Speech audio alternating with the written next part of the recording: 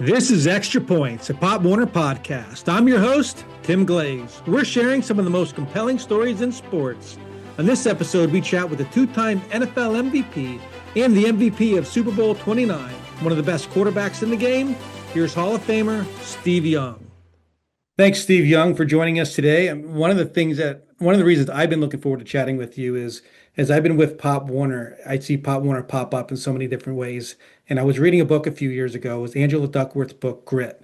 And she shares a story about you. And I think your whole life could probably be in that book. I'm not sure if you're familiar with the book or not, but she Sure. tells the story about how when you were playing Pee Wee football, your mom came onto the field. And interestingly enough, it's also the story you led your Hall of Fame induction speech with. So for an audience of Pop Warner parents and kids and families, can you just tell us a little bit about that story and then how you got started in football as a young kid? Yeah, so we were playing tackle football at 8-year-old league and Pop Warner League, and I was the North Mianus. That was our local school. We're the North Mianus Cowboys, and I was playing defensive end and running back. I want to say I don't even remember really. And I got hit. I was carrying the ball and got hit and got the wind knocked out of me, which I'd never had happen to me before. So I didn't know what had happened. So I think I acted like I was dying, because like when you as a kid, you're like, I can't breathe. What do I do? And I was writhing around, and I see my dad come out on the field and run out and turn me on my back and pull my belt up, and kind of hold my because he knew that's what happened. All of a sudden I was like, oh, I can breathe. I was like, oh, I'm gonna live, I'm gonna live. And out of the corner of my eye, I see my mom in her high heels coming out on the field. I'm like, oh no, man. Oh, she's gonna mess me up with the kids in the neighborhood, man. She's gonna kiss me or pat me on the face or something, man. I'm like, Dad, tell mom to go back, go back. Before she could get to me, she grabbed the kid who tackled me and took him by the shoulder pads like this. Don't you ever hit my son illegally like that again. And we're like, Dad, get her over here, man. Get her over here. This is insane. And it was just funny because we all laughed about it for years. We laughed about it because um, you know, it was my mom that like stormed down the field in her high heels. Let people know like you can't do that. It's illegal. That's don't. And we used to joke and not well, half joke. And when Candlestick Park, we'd put her in the upper deck, because who knows, you take a late hit and she storms the field. So she's never lived it down. One thing that I can appreciate about that story is she knew the rules, and we have parents that are so invested in the game and in their kids that they know what's going on. So as you're growing up, what kind of influence did your parents have on your youth sports experience? Um, my dad really only had one rule, and that was you get this isn't part of the rule, but we got to choose. He goes, you choose whatever you want to do, you know, and love it. But once you choose it, you're in. Can't quit. Quitting was the thing that just drove him crazy. And so I chose a lot of this, baseball, basketball, football, like whatever I got. And I remember I started a baseball, like 13 to 15-year-old baseball, which is pretty advanced, it's like not quite high school, but right in the middle. And as a 13-year-old, I joined this big team in town that was pretty famous. And I was this young kid that was supposed to be a hot little player. And for whatever reason, I started the season like 0 for 4, and then 0 for 4, and then 0 for 4, and 0 for 4, like literally got 0 for 20, 0 for 25. And it became a thing, and I was like dying. I was humiliated. I didn't know what to do. And I told my dad, crying one day, I'm going to quit. I can't do this. It's humiliating. He goes, and he's like, oh, you think that you can quit, bro? There is no way that you're going to quit. And, if he would have said something different, I would have quit, and it happened again when I went to college, when I was supposed to be, on in the mix for a starting quarterback job or a backup job with Jim McMahon. And clearly, very quickly, I realized I was eighth string and no one even knew my name. And I remember just complaining and moaning my dad, and he's like, "Yeah, that really sucks. That's not what they said, and that didn't work out the way you wanted." And I'm like, and I told him I just want to come back and come home. And he says, "I don't live with quitters, buddy. So you're not coming home." And I think he meant it literally. It wasn't a metaphor. It was like, I'm not. If you quit, don't come around here. And those are two times that I remember that I wanted to quit and I would have quit if he hadn't said that. And then if I would have quit, I don't know what my life, it's like in some ways people say tough love or it's all contextual. I'm not encouraging parents to be, hyper vigilant or tough or too tough or that somehow you can't be safe or there's something that you have to leave because it's, unhealthy or toxic or that's what I'm saying. I'm saying fundamentally, my dad was about if you start something, you don't just, on small emotional trials do you quit. And I'm really grateful for that. Yeah, interesting. You mentioned you go from your baseball experience also into what you went through in college. And I read your book, your autobiography, QB, great book. But there's a couple things in there that you said that I was really struck by. Is like when you were in baseball at 50, I think you said you were 15 years old, you and the players, you would have a players only practice. The kids would just get together and work on their skills, no coaches, no clinics.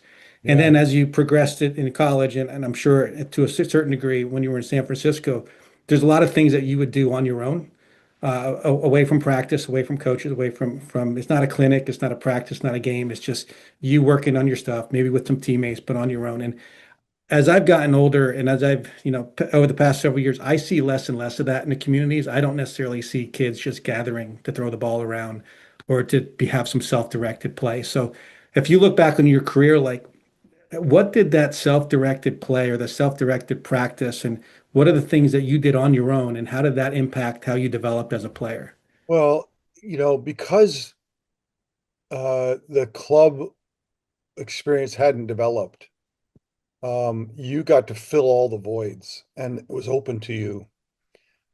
It's not I don't knock today's kids for not having more self-directed play because if you think about the profit motive of youth sports, I'm not, I'm just saying, if you take it from a profit motive perspective, the more what you're interested in, I can get you involved in a pay for play kind of situation, and then hold you for 365 days and eat up as much possible time with more and more and more and more travel schedules, games, tournaments, special events, places where you can go prove that you're the best in the state or whatever they can concoct.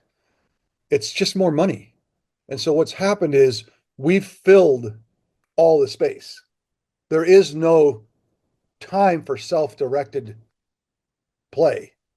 And that's one of the problems. And that's for every sport. I don't care what it is. It can be even field hockey or whatever you're interested in, rowing, like sports that are just not necessarily mainstream. They all have clubs and the way that works is they just fill it up because it's more money.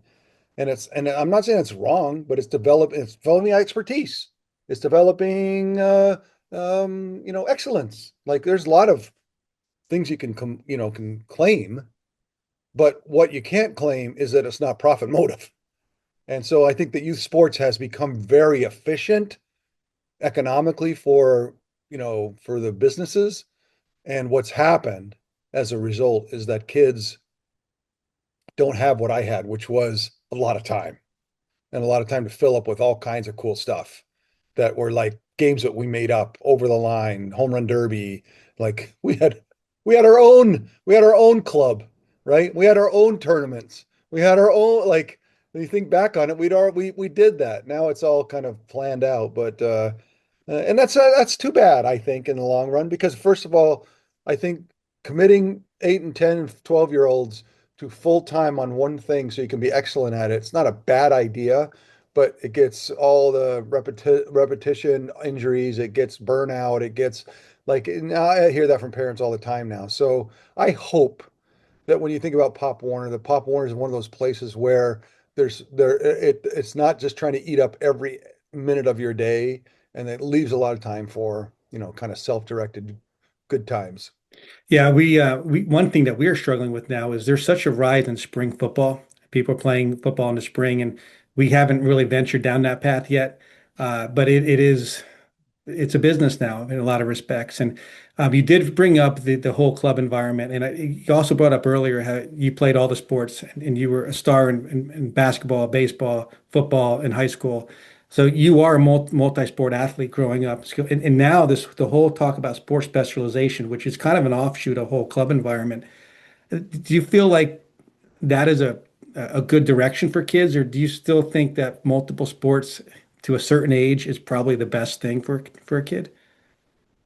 Again, it depends on what the goal is. I think so many get started in specialization with a desire to be like their hero, whether it's LeBron James or Tiger Woods or honestly, any sport, just you know who I'm talking about.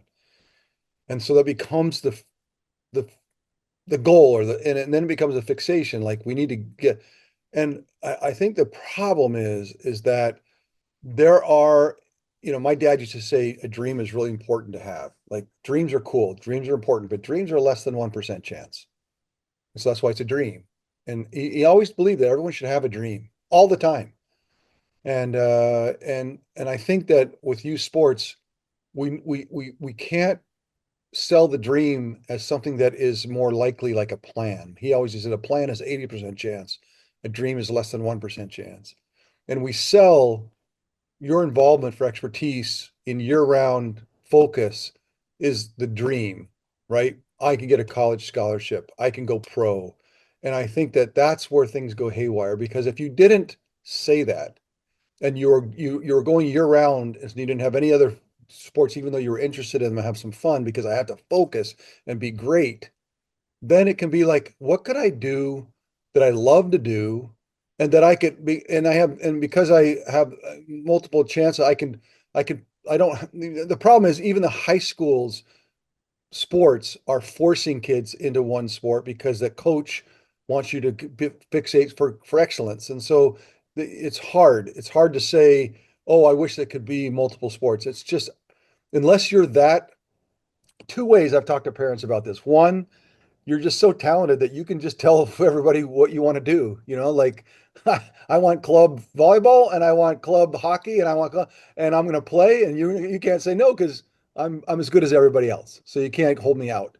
The other way I told parents to think about it is pay it. In other words, look, volleyball, club, what do you need for the year? Is it $1,000? I'm going to pay it. Now I'm going to tell you that my daughter or my son's going to be there, a quarter of the time, but I already paid. So you can't kick them out. So honestly, I don't know any other way. It's a really tough spot, a really tough spot. I encourage multi-sports. It's healthier. It's better for your body. It's better for your mind. It's like to get fixated and to do the same thing over and over and over again as a 10-year-old, a 12-year-old, 14-year-old, 16-year-old. And then the burnout rate, I don't know if there's studies. You probably know that I don't know the studies, but there's got to be studies that show the burnout rate for kids in club sports that start at a young age to stay fixated on it is pretty high at 16. Like seems like there's a real break Yeah, right around. absolutely. And and so I hope there's I see where Peyton Manning's doing something with ESPN. There's different aspects of people just like, let's get back to playing the sports and having fun. And then if somebody has a less than 1% chance of a miracle happening, we believe that baseball will find you, basketball will find you, hockey will find you, and you don't need to fixate on it to be found. So for the few people that can go pro, I don't actually think they need to be fixated on a one sport. I think they can go pro despite having multiple sports that they play. Hey all, so just when you thought your fall season could be over, you can get the team together for an exciting new flag football tournament. For the first time, Pop Warner is partnering with NFL Flag to host a national flag football event. The Crown Classic will take place in Charlotte, North Carolina this December 12th and 13th, with divisions across many age groups, both co-ed and girls. Registration opens September 2nd. For more information, check out popwarner.com. Now back to the episode. When you were playing multiple sports, at some point you got to the point where you were going to focus on football. How did you come to that decision to um, That was easy because that's the one that took me to college. I mean, my dad, I didn't get a scholarship offer in baseball. I knew I wasn't going to get one in basketball. I mean, all I could do was, drive to left and, rebound. I mean, I was just like, that was not going to be a thing. But baseball, I loved and wanted and was pretty good at. And I would have, if I had baseball scholarship offers, I would have definitely chased them. It just didn't come. And even more so, my dad, I got scholarship off, not I got offers to be admitted into school in the Ivy Leagues but they didn't give scholarships, so you had to pay. And so I'd come home I went to Yale, I went to Cornell, I went to Princeton, and and like I could have certainly played and gone to those schools, but I'd come home. My dad said, "So did you get an offer?" And I'm like, "Dad, remember it's Ivy League. There's no offer." And he goes, "Well, what does that mean?" He says, "Well, that's $10,000 a semester or something." I don't know. Like he goes, "I think I like the scholarships better." So I definitely was going to play football, and I was definitely going to go somewhere where, they got a scholarship, and that was what drove it, 100%. And I love football. I love football, but my brother Tom, there's love of football. Like I loved like playing football and being good at football and the challenge of it. I relish and to this day miss. But as far as like, oh, I love every aspect of the game. I love the blocking pattern. I love technique. I like, I just not, I don't love it like that. So it's a little different. One of the interesting things that the story of you and Joe Montana has always been shared. I don't want to get into that specifically, but people also, and I don't seem to think when they're shared talk about that you also had to follow Jim McMahon. And Right. I I know get I was already good at it. so let's I'm thinking about it in terms of a kid. And like there are a lot of kids out there that are waiting for a teammate to age out of the division so they get their chance, or they're waiting for somebody to graduate so they're that rising senior that can actually gets the time to be the starter. Like you have like what kind of insight would you have, or what were the lessons in essentially waiting your turn? And how can you effectively wait your turn when you're just kind of waiting for that opportunity, but being prepared for it as well? It's hard. The real challenge is not to get into, especially with Jim McMahon and Joe Montana, to get into the comparison game, and then not letting that eat you up. So there's different aspects of your question. Uh, I think that waiting, I hated it. Like I told Bill Walsh, don't bring me here if and he said Joe was hurt and I could play. And I was like, I'm sorry to hear that about Joe, but like I want to play. And then I got there, and 3.5 of the next 6 years, I watched, and it was terrible. It was awesome. I learned, I saw greatness, but it was terrible. It got me to law school. I went to law school because I was so bored. You know what I mean? Like, so I don't, I'm not a big fan of, oh, you need to watch to learn. I think the better way is to play and learn, but the risk is that you don't learn fast enough and then you get kicked out. And so I understand why some people want to watch for a little while to get up to speed and then go after it. But I always felt like if you're going to be good at this, you'll be able to fake it till you make it kind of thing. And that you can get on the field and figure it out. And I'm more of a fan of that, even though I lived out a different way. Um, one of the best things that happened to me was when I was backing up Joe Montana. It was actually happened in high school, but was told me by a person as a mentor to me that I was complaining and moaning about the fact that I wasn't playing and I should be playing, all the things kids say. And he said, "Look, let me give you a tip. If there's a job that you want that you don't have, the only way to get that job is to be the best in the world at the job you have today." And it was really a shot across the bow for me, and really it's a cold slap in the face for how I thought about backing up and backup quarterback. Because what he was saying is, if you really want to start, you better be the greatest backup quarterback that ever was. And that made me, I mean, honestly, I want to throw up in my mouth when they said backup quarterback. I remember people would say, Steve Young's the backup. I'm like, oh, that was just, oh. And what he challenged me to do is, no, complete different perspective. You need to be the best backup quarterback that ever was. And it was the best advice I ever got, because in that quest that was so antithetical to my complaining and moaning, but yet what it did is got me prepared as if I was going to play every week. It got me prepared. It got me humble to go help whoever was playing, to get them more prepared, to help them be ready and be great. And like just that whole line of thinking and being and being forced into it because I knew it was true. I knew he was right. I knew it was a righteous thought that it really did allow me to, follow Jim McMahon and follow Joe Montana. It really did prepare me with the discipline. And I'm so grateful for that because otherwise I would have righteously complained and moaned and then not been ready, you But know? in terms of leading a team, though, do you get a sense? And leadership is so hard because people think it takes a title to be a leader. But if you're in that moment, how did that shape how you developed as a leader in the locker room with your teams, so that they had the full confidence of you when you had that opportunity? I think the most important thing, especially at quarterback, but this is anything that happens on the field, I really think is a metaphor for life because it's the truth. There's 80,000 witnesses. There's, you know, it's a clock. There's a scorer. There's like things that don't happen in normal life. It's just great human behavior on the field is the truth. And so I think the things that I learned fundamentally, if you want to gather football players to follow you or to fight alongside of you and never give in, there's an affiliation that you need with them. They need to know that you will stand with them and for them. And the way to do that is in action. You can't speak those words. Hey, I'll back you. I'll watch out. I'm with you. I like you can say that 1,000 times.